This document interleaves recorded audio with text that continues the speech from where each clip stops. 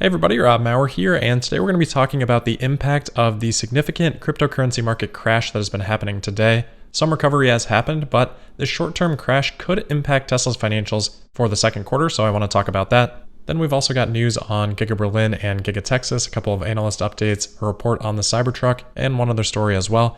And I am going to get this out quicker today. It's probably going to be a shorter episode because I do want to do a live stream tonight for the unveiling of the Ford F-150 Lightning. So that's Wednesday, 9:30 p.m. Eastern Time, or Thursday morning, 1:30 a.m. UTC. Another down day for Tesla stock today, finishing down 2.5% to $563.46.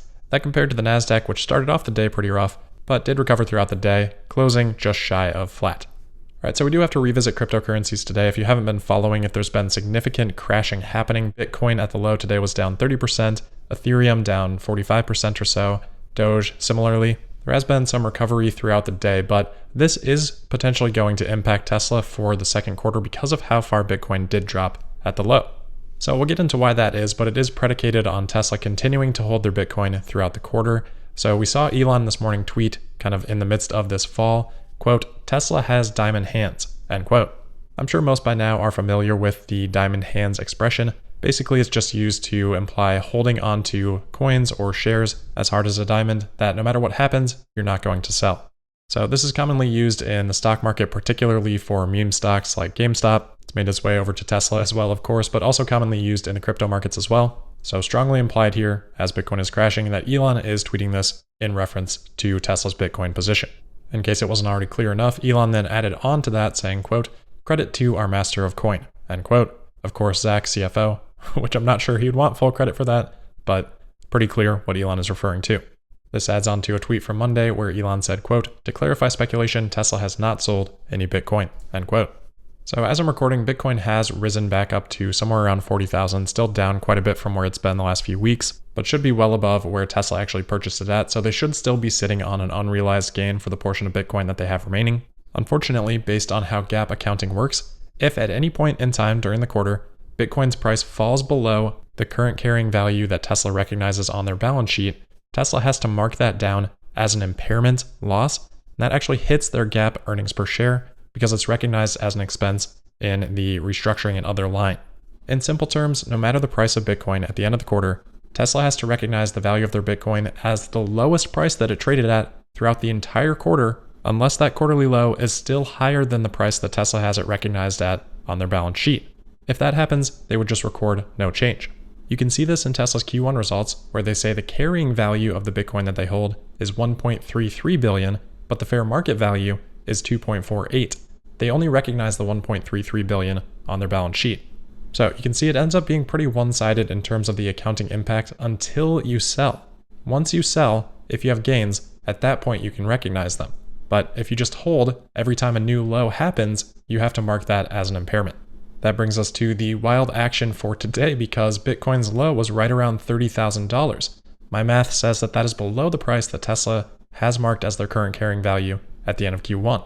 So again, from Tesla's 10Q, they said the fair market value of their Bitcoin position was $2.48 billion on March 31st. If we look at Yahoo Finance, they say that the closing price on March 31st was about $59,000. I don't know exactly where Tesla's getting their fair market value from for Bitcoin at the end of the quarter, but assuming it's somewhere around that 59,000, should be close, then that means Tesla had around 41 to 42,000 Bitcoin at the end of the quarter. We also know that in the first quarter, they sold $272 million worth of Bitcoin and had a $128 million gain on that. So they gained about 89% on that transaction. And both those numbers tell us they sold about 9 to 10% of their total Bitcoin. So at the beginning, they probably purchased somewhere around 45,000, 46,000 Bitcoin, and we know they put $1.5 billion in. So my estimate is that their cost basis was somewhere around 32 to 33,000 US dollars. That also checks out with the sale that we had in the first quarter. That 89% gain would have meant Tesla sold at a price of around $61,500, which would have been possible.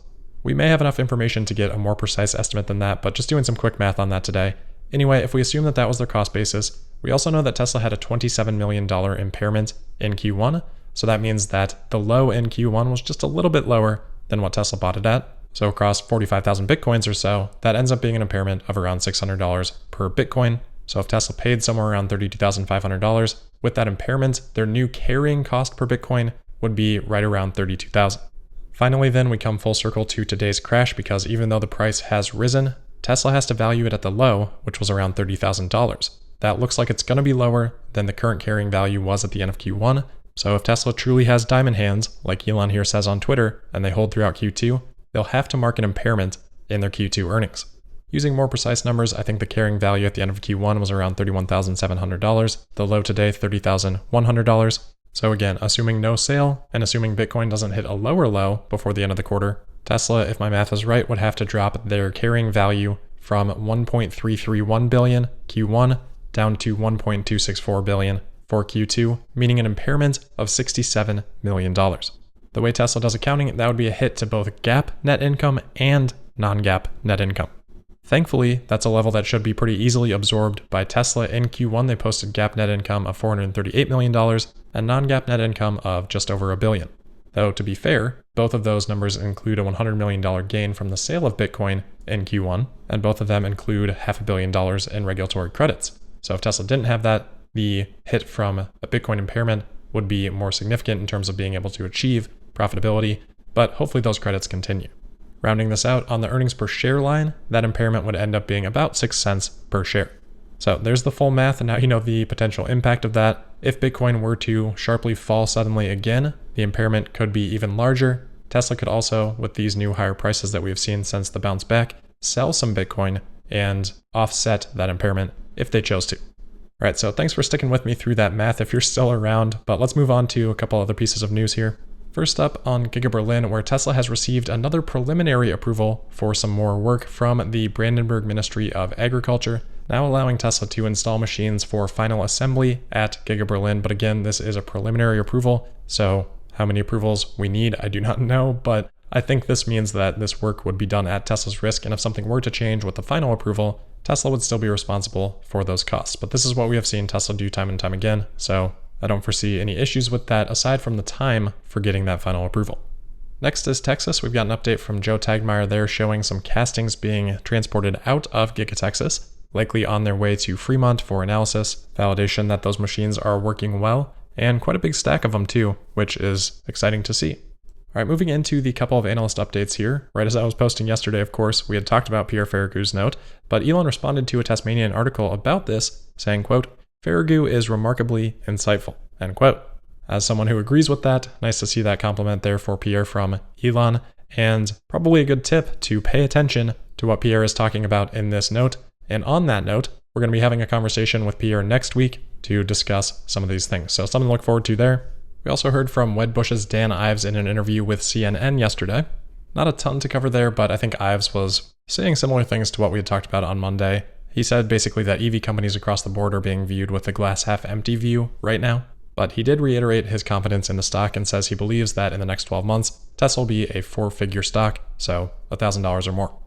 All right, last couple of items here. First, I saw an article from Teslarati today saying, quote, "Tesla is reiterating the Cybertruck's late 2021 initial delivery guidance," end quote. They then cite a text message to a potential customer from Tesla saying that the Cybertruck will start production late 2021, but in the meantime, the currently available Model 3 and Model Y are available to test drive, basically just saying, hey, why wait? So, want to share my thoughts on this. First of all, we've seen these text messages from Tesla before. This is just from the stores, and I would absolutely not put any weight in this in terms of it being some sort of guidance from Tesla or reiteration from Tesla about Cybertruck timing. Again, we haven't really heard Elon talk about that timeline for a while. He keeps redirecting towards Model Y for Texas. So while Tesla's website still does say production late 2021 for the tri-motor all-wheel drive Cybertruck, personally, I've moved my expectations fully to 2022. All right, lastly today is an update from Stellantis. Remember the merger between PSA Group and Fiat Chrysler, which has announced a 2-year notice for termination of all of their sales and distribution agreements in the UK and EU. So that'll be June 2023. Their plan from there isn't entirely clear yet, but it sounds like they'll be meeting with all those different parties and deciding which ones they want to go forward with after that under new agreements. So kind of an interesting development there, and not the first time we've seen this from OEMs. Remember late last year we had reports of Cadillac offering to buy out dealerships if those dealerships weren't willing to make upgrades for EVs. All right, well, I guess that didn't end up being all that much shorter of an episode, but don't forget to tune in for that live stream tonight. We'll see what that all-electric Ford F-150 Lightning has to offer, but that'll wrap it up for this episode. As always, thank you for listening. Make sure you're subscribed and signed up for notifications. You can also find me on Twitter at Tesla Podcast, and I'll see you next time. Thank you.